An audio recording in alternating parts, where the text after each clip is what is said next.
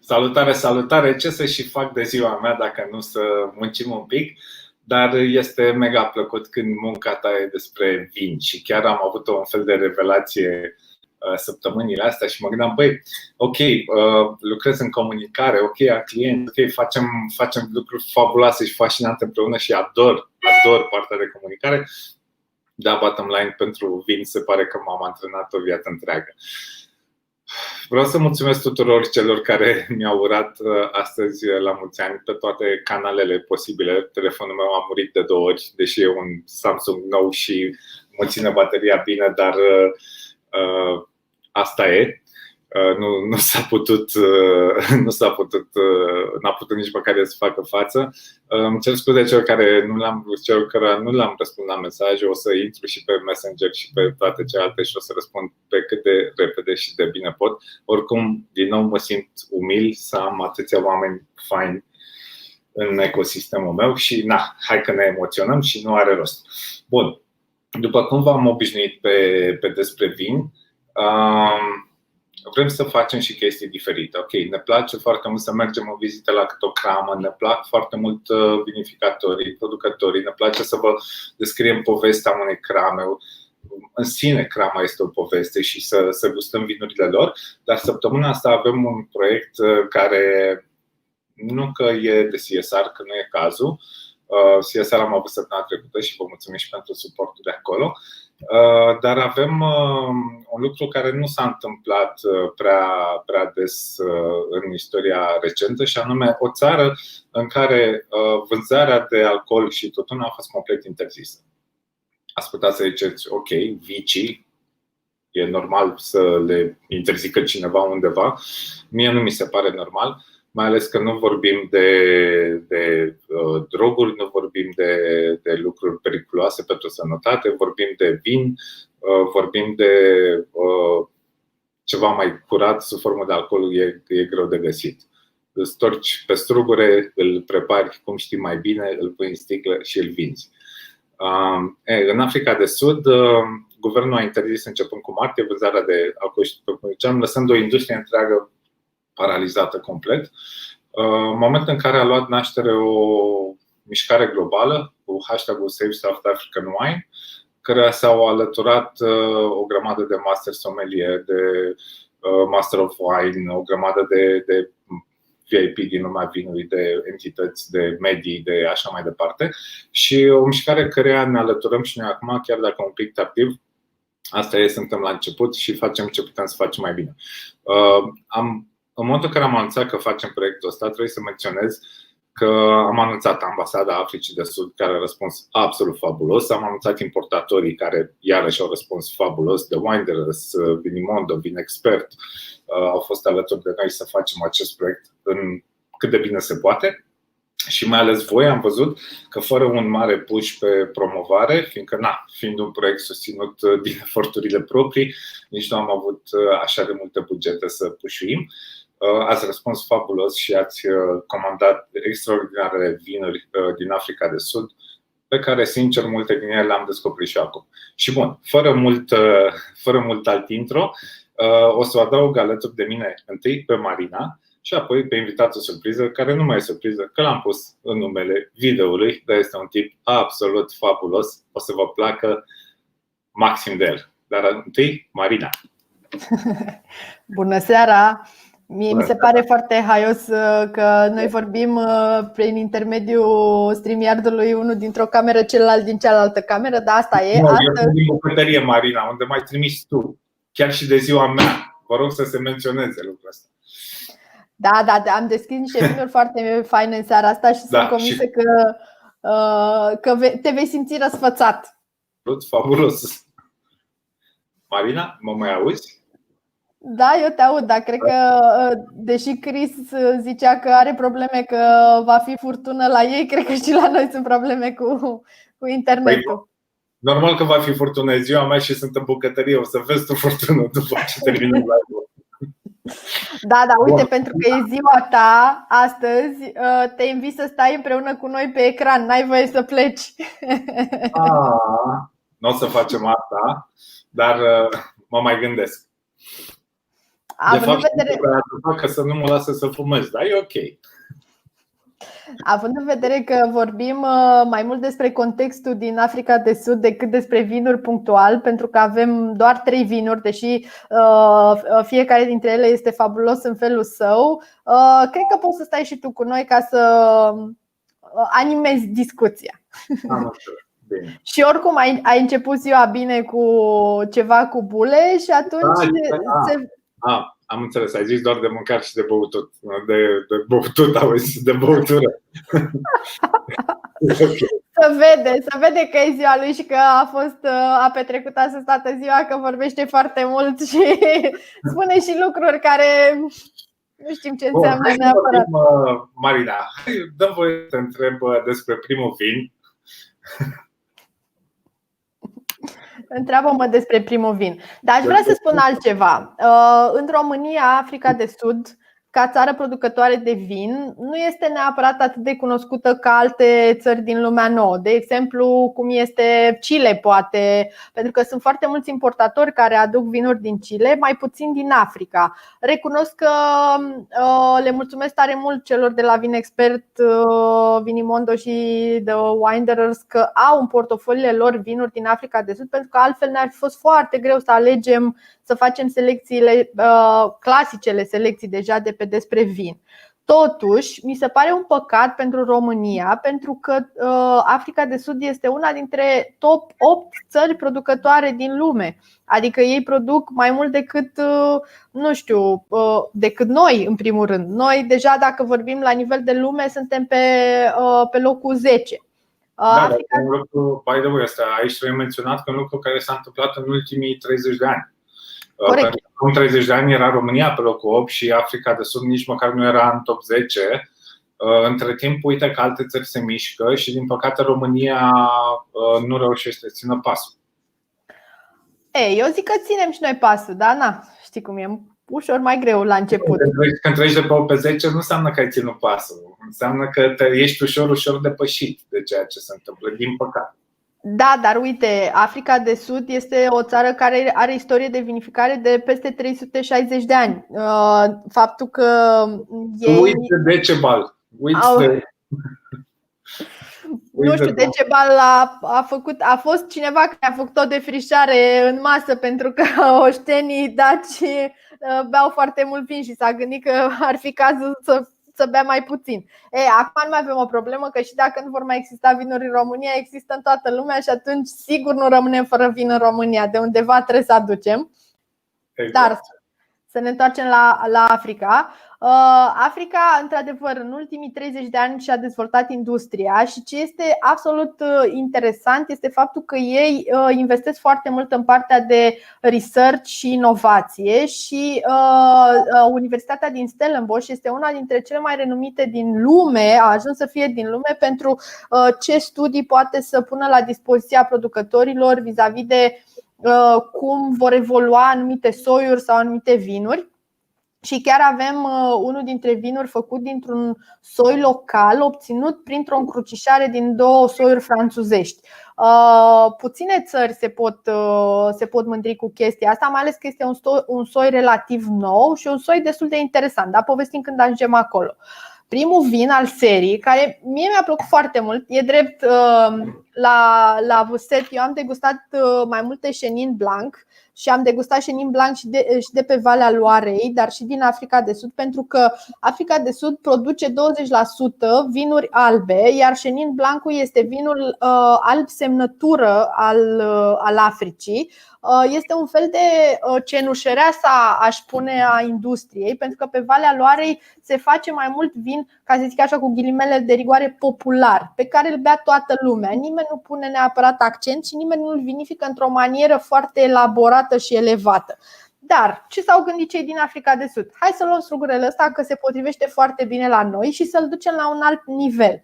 Adică Cheninul Blanc este un soi care, în esență tânăr, este destul de neutru, însă poți să îl vinifici într-o multitudine de formule, de la a-l fermenta în butoaie de stejar, a-l barica, a-l învechi, a face vin doar din vii foarte vechi, a-l face spumant, a-l face vin liniștit. Ai 1.000.000 de variante. De asta avem despre vin o selecție dedicată Chenin Blancului.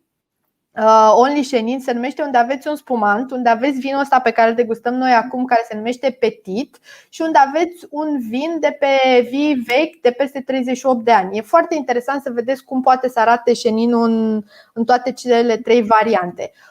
Ken Forester este o cramă relativ mică, dar mie mi-a plăcut foarte tare când am intrat la ei pe site o poză cu proprietarul, pe care îl cheamă chiar Ken Forester, care avea un pahar de Chenin Blanc în mână, câinele lângă și via în spate. Deci mi s-a părut exact ce vrei să-ți dorești în viață: să termini o zi de muncă, să fii la tine la Podgorie, să fie câinele cu tine și să te bucuri de un pahar de vin. Știi ce e mișto? Dar nu o să dăm reveal acum, dar aproape că l-am văzut pe ownerul cramei de săptămâna viitoare când ai descris imaginea asta, și ar trebui să ținem minte să-i o spunem în caz că nu se uită. Deci, cu alte cuvinte, fiți pe fază săptămâna viitoare, să avem o cramă cu un owner foarte mișto și pasiune cât să umple toate paharele din lume. Revenind acum la Ken Forester, ca și producător de vinuri, el este supranumit Casa Chenin Blancului, pentru că are această multitudine de vinuri făcute din Chenin Blanc. Dacă ar fi să spun ce ar trebui să reținem despre Chenin Blanc, este că eu n-aș spune că este un vin neutru, așa cum îl descriu criticii internaționali, ci aș spune că este un vin diferit. Dacă îl miroși prima dată, nu te duce cu gândul nici la Sauvignon Blanc, nici la Riesling, nici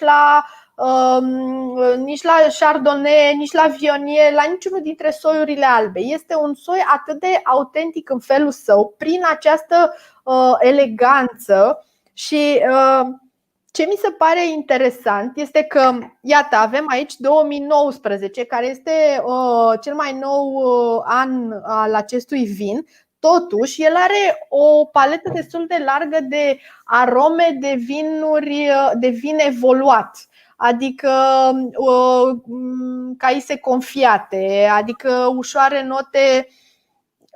Știu că nu sună foarte apetisant, dar știți cum miroase lâna de oaie? Lanolina este ceea ce definește Chenin Blancul.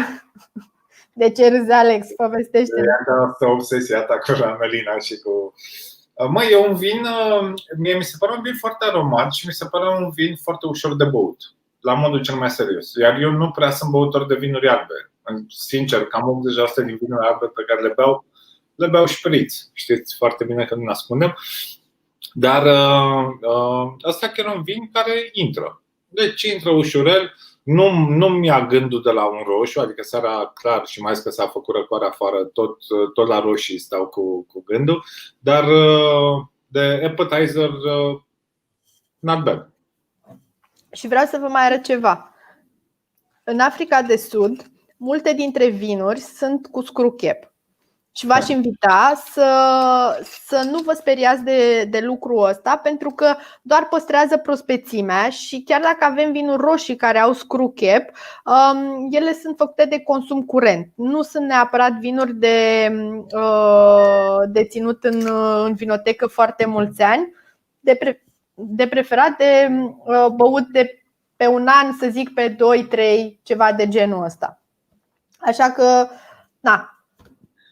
Bun, eu zic că am acoperit petitul și o singură chestie aș mai vrea să zic. Este un vin, o gamă de fapt, că toată gama Petit e cam la același preț.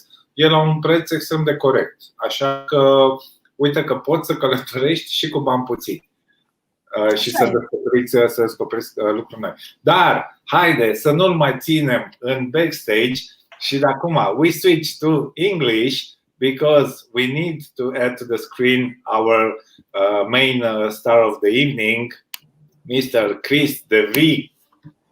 Hello, Chries. Hello. Good evening, everyone. So now we have live connection with Africa de Sud. We are one united to save South African wines. So, did you get bored while we were talking in Romanian and blah blah? Well, my Romanian's a little bit rusty, to be honest. But I thought you understand everything. So, No, I can wish for that. Actually, one of my project leaders when I was doing my master's, she is from Romania and from Bucharest. So even Romanians here in South Africa and in Stellenbosch. So can you pronounce her name or? Astrid Buica. So she was a doctor of chemistry. So you can't pronounce her name. Okay. I can't. It was a joke. So, Chris, okay, we did an intro about why we are doing the South African week on this Previn, but of course, it's far better to hear from you. And before you start, I want to thank everybody that's commenting with happy birthday to me. Yay! And it's highly appreciated. But we're gonna focus on the wines tonight. So. Sounds good. Să-i faceți ziua mai frumoasă lui Alex. Puteți să intrați pe eveniment, să vedeți ce vinuri avem acolo pe care le vom degusta și să scrieți care credeți voi că e vinul preferat al lui Alex. Și de ce o să dai o sticlă cadou? Marina, sunt vinurile de mine, nu e ok. Let's speak to English. We're just poking each other a bit. Having a lively banter. That's great. Yeah. So we have a joke, an inside joke on our tastings, and is which one of the three wines will be Alex's favorite. But I cannot ask you, so I'm asking the people to start writing which one is Alex's favorite. No, usually she's asking the guests as well. But I think this evening it would be an obvious choice. So it's not really a fair competition. Okay, so tell us about South Africa. Well, South Africa, I suppose, is in the unique position that we have a wealth of history in wine production. And ever since the country was settled in the early 1650s. So something unique was that the Dutch East India Company brought vines with them, I believe in, was it 1653? And their first crop was harvested in 1659. So they were quite industrious in trying to get the liquor business and resupply going along the trade route. So we have a wealth of old world winemaking history. But I suppose we're also on the cutting edge in some ways and quite modern in our winemaking. So beautiful to have that integration of old and new world. And I think something unique in our style of wines also is we have hallmarks of both old world and the new world opulence of youthful fruit. So something to embrace. And I think that something that South Africa is really showing well with our young wines. I think that they're doing quite a nice impression. I think due to the fundament of quality of African wines, all this wave of crisis actually will be benefic for your industry. First of all, the strong players will get stronger and tougher and smarter in doing business, especially on trade, on exports. And the whole world now heard and tried South African wines. So I think after this crisis goes, after this these special conditions will move on. I think in the end, the South African wines will be in a stronger position than they were before. So absolutely, yeah.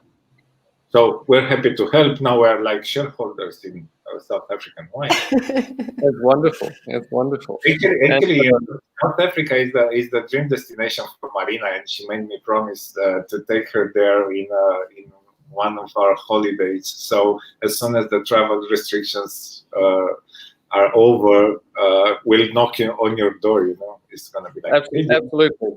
Because I believe that was planned for earlier this year, but yeah, then the world was upside down and in turmoil. Many things were planned for this year, and the world is upside down. So yeah, for sure. Cool. So shall we talk about the Warwick estate and then return to the general conversation? Your choice. I was wondering if Chris can tell us how was the vintage this year. How will the wines will be?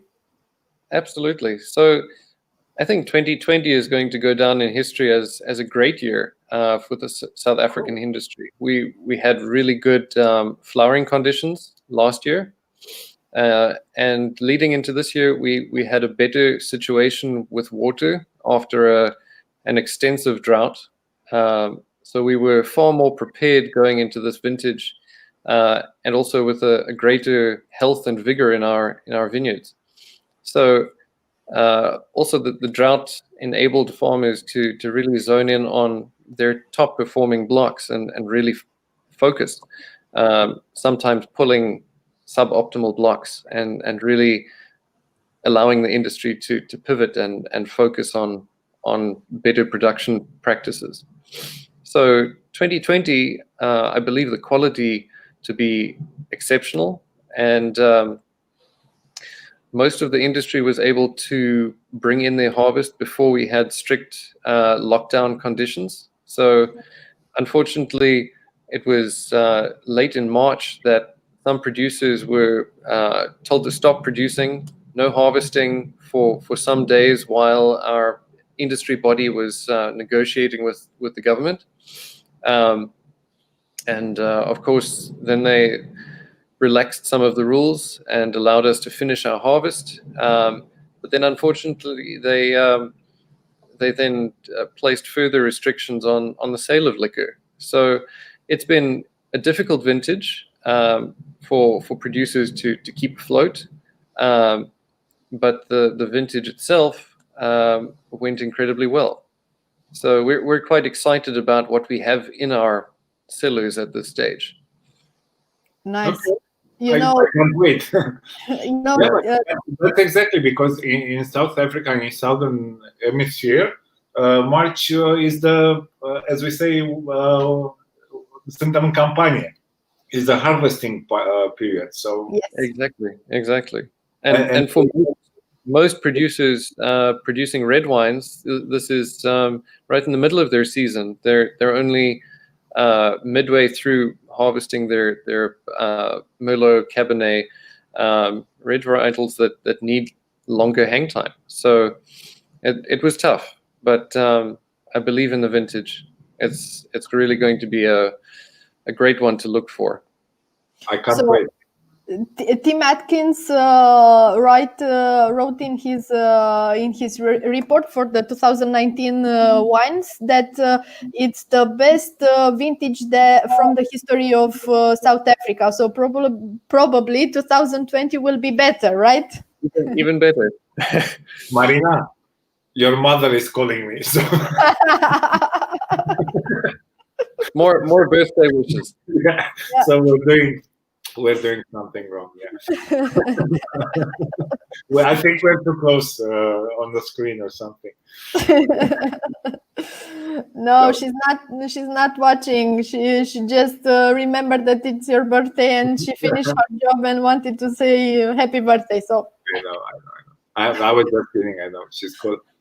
Yeah. So sorry, Chris. We cannot be straight faces. No, this is great. This is great. Grab the situation. So I can't wait. When will we see in Romania this year's harvest? I think next year in 2021, right? So let's see. 2020, we mature our wines about 22 months in French oak. So I'm not seeing any. I'm seeing you frozen, guys. What's happening? I think I'm out of internet, or you are out of internet, or no, I think our internet is just not working very well tonight because I had this freezing time. So in South Africa, even if it's you said it. Oh, Alex is not with us Alex anymore. is So. prepared. Okay. You said that you had a storm tonight, but apparently in Bucharest there are problems with the internet. So That's all right. Fully yeah, all right. but I know he did this on purpose just to go off the screen. So we can continue with our discussion, and he will add himself up to the screen in a few minutes. So you were saying, sorry, you were saying that oak maturation is for how long in South Africa? For our wines, for our Vilafonte Series M, is roughly 21 to 22 months. So this 2020 vintage will probably only be bottled in January of 2022, and then released in 2023 in May. So it's still a long wait until everyone can taste the 2020 vintage, but well worth looking forward to. Yes, I'm looking forward because it's one of my favorite wines. But meanwhile, until we get there, let's talk about. Please share with us your thoughts about Pinotage, because for me it's very interesting as a grape variety. It's one of a kind, like the Chenin, but Pinotage, it's mainly. Why did you guys need Pinotage in South Africa? So Pinotage is actually a unique varietal in that it's born of South Africa. It was bred by one of the professors at Stellenbosch University in the early 1920s. So I believe it was 1925. And it was almost a forgotten varietal. There were a few vines that were surrounding his homestead. And after having bred Pinot Noir, was one of the parents, and at the time Cinsault Noir was known as Hermitage, so the name was born Pinotage from Pinot Noir and Cinsault being Hermitage. So these almost forgotten vines, they resurfaced, and I believe someone made cuttings and planted out a clonal trial, and it was great for both production and then also really incredible color. So I suppose in Pinot Noir, the early clones that were introduced to South Africa were very, very light in color. They were more what you would need to make sparkling wine, base wine, where one doesn't want a heavy extraction of color. So they wanted something that produced both a larger crop, much like Cinsault Noir, and then also getting a better color and the finesse of the Pinot Noir grape. So something unique about the grape itself, it is larger than Pinot Noir. It's one parent, has very tight clusters, and it has a prepotency to ferment incredibly quickly. So in 3 days, one will be from having high sugars to high alcohol and a completely dry table wine. So it's an interesting grape to work with in the winery, full of challenges, much like Pinot Noir, and very rewarding both in color and high fruit expression. So I think it's a great South African grape. It's something that's more in demand in the world now. Yeah, and we just opened the. Can you pronounce for us the name of the estate? Absolutely. So it's Warwick. Warwick. So the second W is silent. Okay, Warwick. So we have here Warwick Estate, Pinotage from 2014. And I have to say one thing for the people that is following Despre Vin is that only us in Europe has this vintage because they don't have it anymore, not even in the cellars. They don't have it on the webpage, so you really should buy this wine and try it because it's very interesting. It's 1 way older because it has like 6 years, but it's very fruity, as you said, and it's very interesting to compare it with a fresher one. So actually, Chris, if you want, we can sell you some bottles. I mean, for a very small price. There you go. Something about back to South Africa. This wine is actually made by one of my good friends, Nick van Aarde, who was the winemaker at Warwick.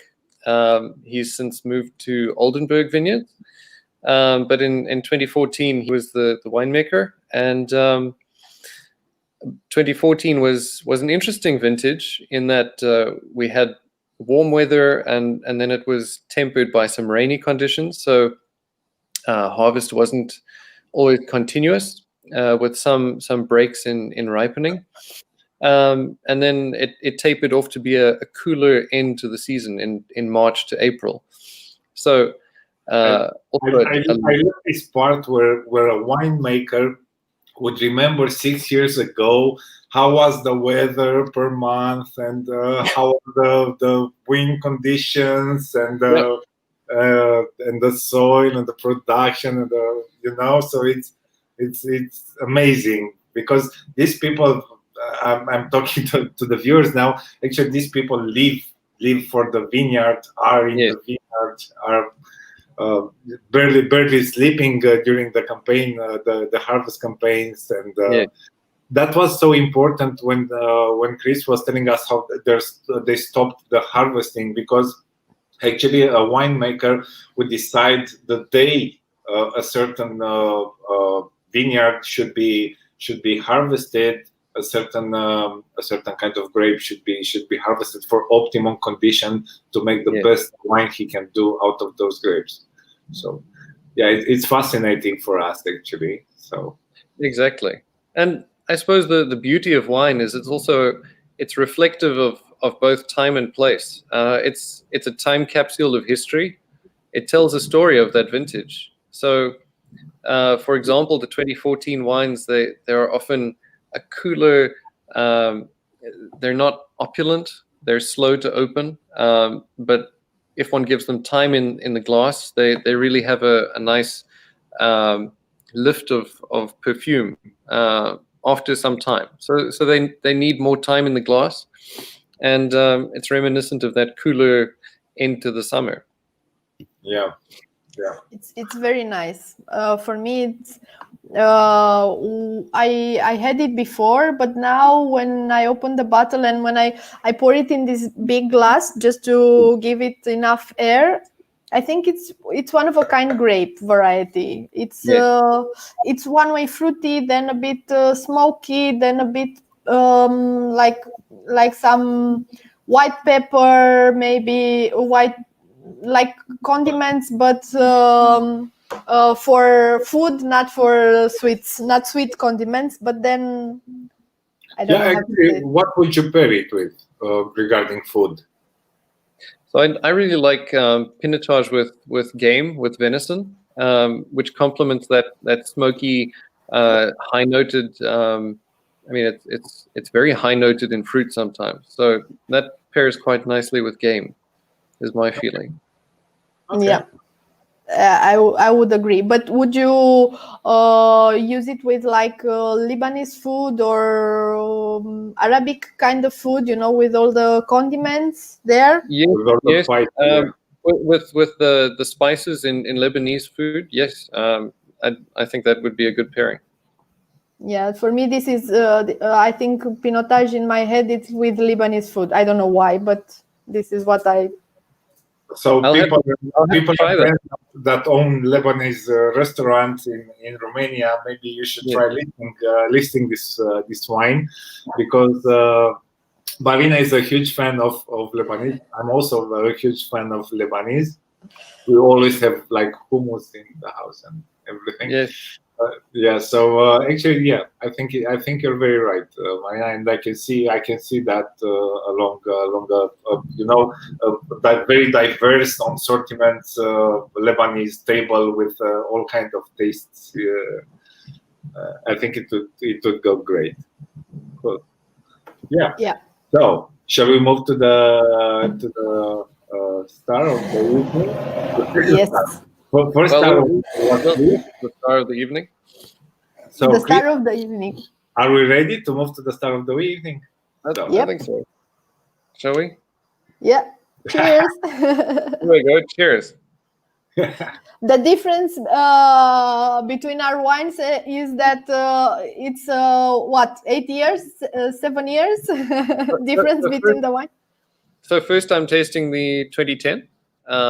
Oh, okay. You have the 2010. So I have the 2010, and then similarly, I do have 2 glasses. Okay. And in my second glass, I have the current vintage, which is the 2017, which was just released as of the 1st of May. So a very young wine, and also a superstar. 2010 is one of my favorite vintages. And it's showing really, really well at this stage. It's in a good drinking window. Yeah, we had it. We didn't had it, right? When we no, we didn't had it. No, we didn't. Livio, we didn't. We meet Livio, the importer, one night, and we opened some wines to taste. And actually, let's say the truth. Livio is one of our closest friends, and he's a magnificent guy.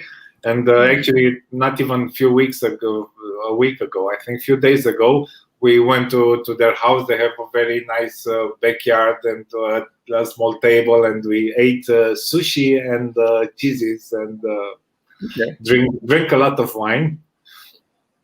So yeah. Răzvan Macic is saying hello. Hello, Răzvan. Răzvan is a Romanian winemaker that makes wines also in South Africa. And he is married with a South African lady and has 3 kids living in South Africa with Romanian names. Can you imagine that? Hello, Răzvan. Yeah. So let's talk about the wine. Super. What do you? 2010 vintage. It still shows really nice dark garnet red color. So quite youthful. Both on the color and in the nose. I've had mine open for 2 hours now. So I first decanted the wine before taking a first sip. It's showing really nice youthful red fruit, perfumed cherry. It's really in a good drinking window at this stage. Do you agree that it's still very youthful? Yeah, it is, and what I can notice is the violets. I have some floral notes, very elegant, very appealing next to the fruits. Yes. I didn't open it and I didn't decant it for so long time as you did. Hello, Livio.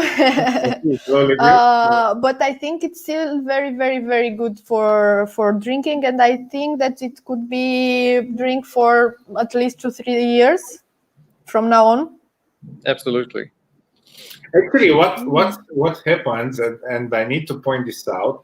First of all, we didn't open it before because we were hectic. I mean, Chris knows because he was in the backstage of the studio before we started. And I was just entering the house at 10 minutes to 7 because I had to take my daughter to basketball. And you can imagine today being my birthday and all, it was all on the run. So we didn't get to do the proper setup. But I want to say about this batch that when you buy it, be very careful with the cork. I mean, be very, very careful when you open the bottle, not because there are problems with the wine is perfect, but the cork is very hard to take out. We don't know why. It's in the entire batch, I think, because when we drank this wine at Livio, we had the same problem. So, but then Chris, when opened his bottle, he didn't have any. So depending on the luck, you're now fueling the myth that what bad goes to Romania and what's good goes other. So don't do that. It happens. Some batches have some problems. It's okay. I just wanted to reassure you that the wine is perfect and it's really good. Just be careful when you open the bottle. That's all. Absolutely. Yeah. And something that I use as a rule when I open wines that are older than 10 to 15 years, I try to use one of the blade type Osso corkscrews, and this really helps to just loosen the cork just that amount that enables it to ease out of the bottle. Yeah. I had one somewhere in the house, but I didn't manage to find it very quickly. So I opened it with a classic one, and I broke the cork doesn't kill you. You know, if we hit some cork, we just it's definitely fine. It's biological. Exactly. Can you tell us about the screen? Tell us about the wine.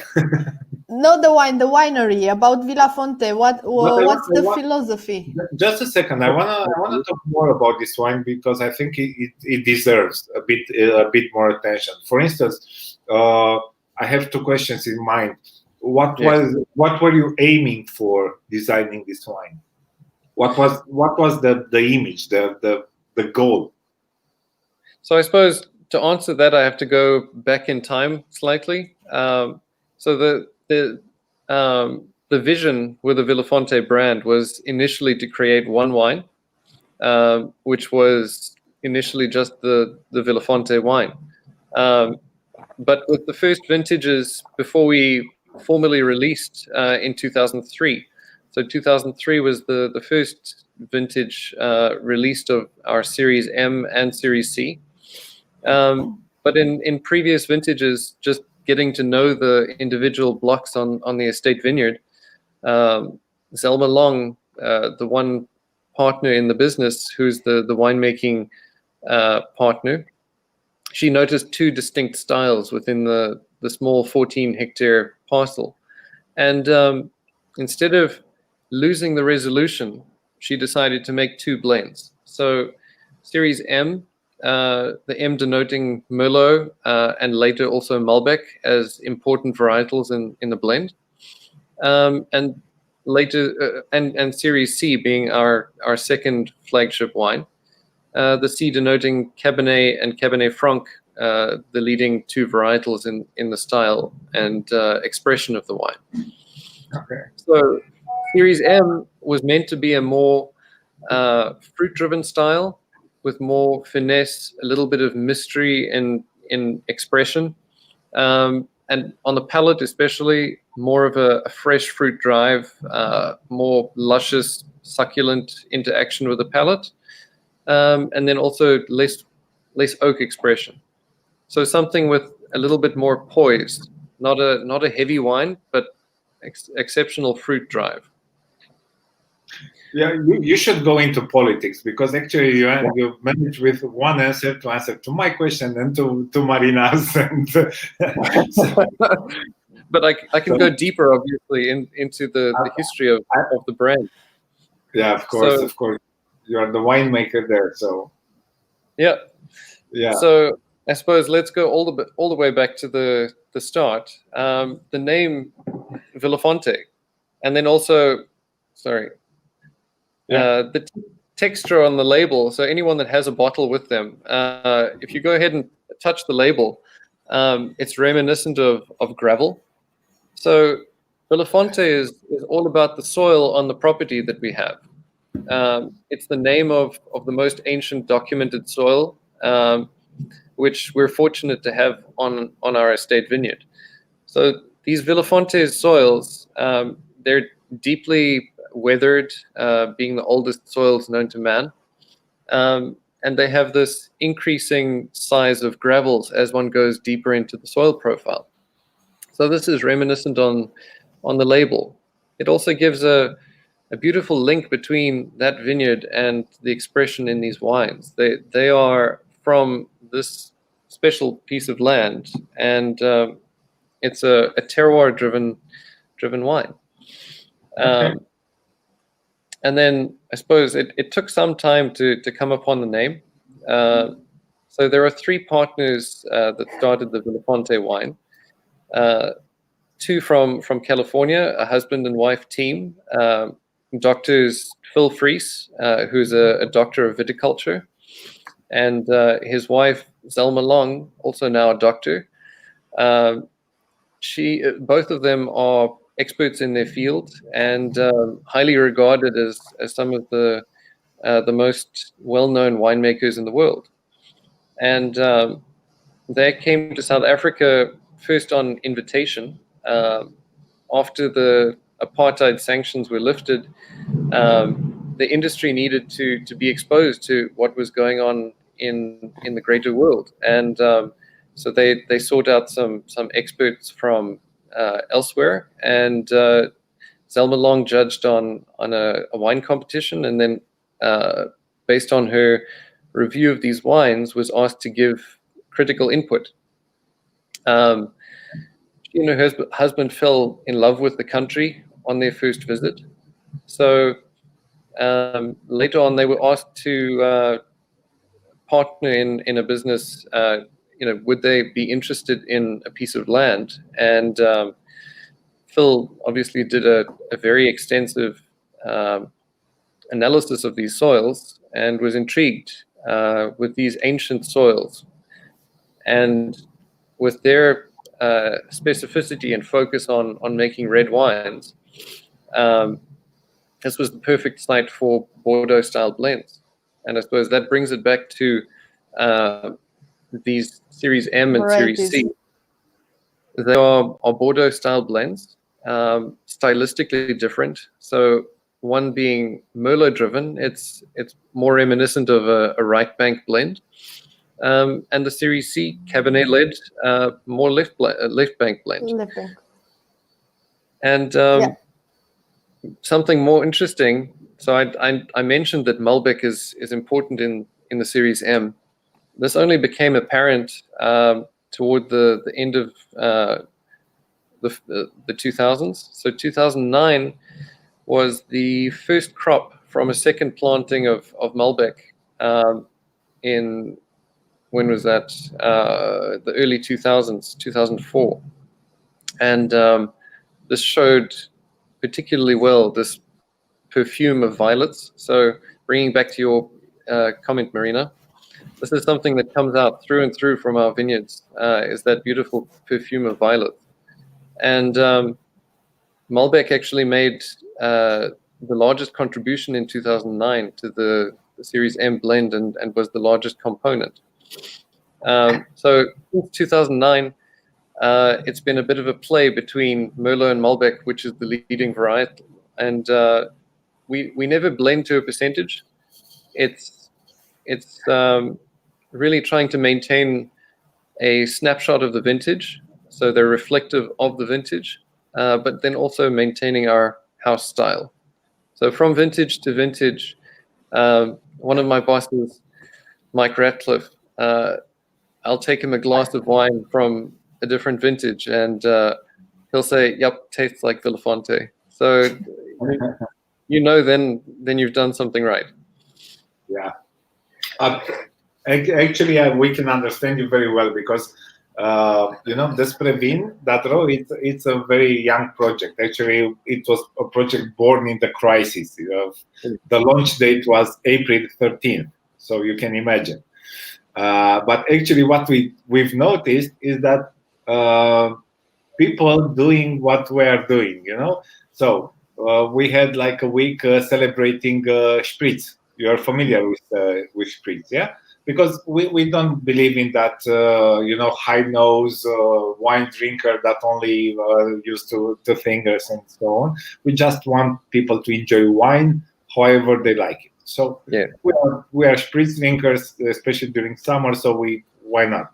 And then we've seen wine bars having a Spritz event that week. Then we started. We only sold back then packs of 3 bottles, and you see all the small producer or bigger producer joining and having only 3 bottle packs, and it's very nice to see people do what you start to do, because it's a confirmation. So I understand you very well if you get followed. Yes. And I think something particularly important about the wine industry is, or just wine in general, is the enjoyment. I suppose there are so many people that take it so seriously, which I suppose in the past has given it a stigma of having to aspire to something greater. But whether it's a cheap quaffable wine that one can enjoy, by the pool, or something that one wants with fine dining, in the end it comes to enjoyment. Yeah, that's our mission also. I don't know how much you know, but on Despre Vin, every wine we sell or send always comes alongside with a tasting game, with a tasting note, so people Yes. can also learn and play with wine, because that's wine. Wine is a social. Yeah, so. And it's very important to know the difference between a wine that is for drinking all the time and one of enjoying, like this Vilafonte wine is. Yeah, so here, I think tonight we just had 3 categories. We had a ready-to-drink wine like the Chenin, and then we had an exotic wine, because in Romania, Pinotage, it's quite exotic for people to just open it and to discover it. And then at the end, the Vilafonte Series M, it's a wine that you really need to understand it, to feel it, and to let it be. You cannot do anything. You just have to open the bottle, to wait for it, to be prepared, and then to enjoy it. I think it's very important to have also these things in mind when we are buying or opening a bottle of wine. So I'm very happy that we opened this last bottle of wine, because now Alex can be spoiled with a really, really good red wine tonight. Sounds Alex, super. only Alex, not Marina. Yeah. So, Chris, any thoughts before we turn off for the evening, because we already in live like 52 minutes, and we always try to keep it at 45. Yep, absolutely. Well, I suppose just as a final finishing note on this wine particularly, something that I've really enjoyed about getting to know the wines of Vilafonte is that the longer that you give them in glass, the more they are rewarding, both on the palate and aromatically. So they continue to amaze one with a beautiful character that emanates from the glass. I have a question, a small question before. Yep. You said that you opened also the 2017. Can you tell us about a quick overview of the new vintage that you guys have on the market? So Livio will know how much to order. Yeah, exactly. So I suppose 2015 was one of our previously very highly regarded vintages, and a very powerful vintage. So 2015, both in structure, and then also in terms of longevity, it's being spoken of as a vintage to hold. I believe 2017, which I'm drinking right now, to have similar power to the 2015 vintage, but a higher elegance. So it's a beautiful vintage that shows the hallmarks of earlier enjoyment, but I think it'll surpass the 2015 in ageability. Okay. So really, really elegant. Also Merlot driven for 2017. 2016, which precedes it, was Malbec driven. But this is always a happy coincidence when or surprise at the end of blending, when we find what the varietal percentages are. Okay. Very nice. And you think that you know what, Marina, you know what he's telling us, that guys, you should be smart and like order 2 cases just to keep there. Give them to Marina so she can hide them. Yeah, actually, you know what, Chris? I'm like, we are both life and business partners in this endeavor. And I think I've chosen a very poor business partner, because she really doesn't want to sell the wines. I mean, she doesn't when we have like an order, she's like, "Oh, but they're the last 4 bottles. Can she want anything else?" Or you have to order extra. Have to order extra. No, exactly, but she's like the mother hen, you know. She wants to keep all, and she wants to keep all for us. And then there's the second level when we come home, and she hides the good wines from me, and only gives them, the drinkable, the very easy drinkable wines. So yeah. I think and she only opens them on the 1st of October for your birthday. Yeah. And for Christmas, and for New Year's Eve, and for Easter, and for my birthday. I'm kidding, but sometimes I really wonder what she loves more, wines or me. So, yeah. So thank you very much, Chries. I think we should all help Liviu sell more Vilafonte, so he can bring you here for an event. Yeah, we'd love to have you here. Or we love to visit you when traveling is possible.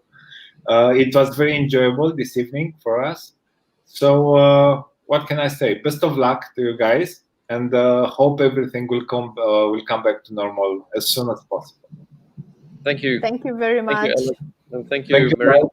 Thank you guys for watching, and we'll leave you to it. Enjoy the South African wines. Help an industry. Help a great number of people working hard to be the best they can do in their conditions. So they do amazing wines. Buy them, endorse them, do a good thing, and enjoy yourself during that time. So have a good evening, guys. Have a good evening.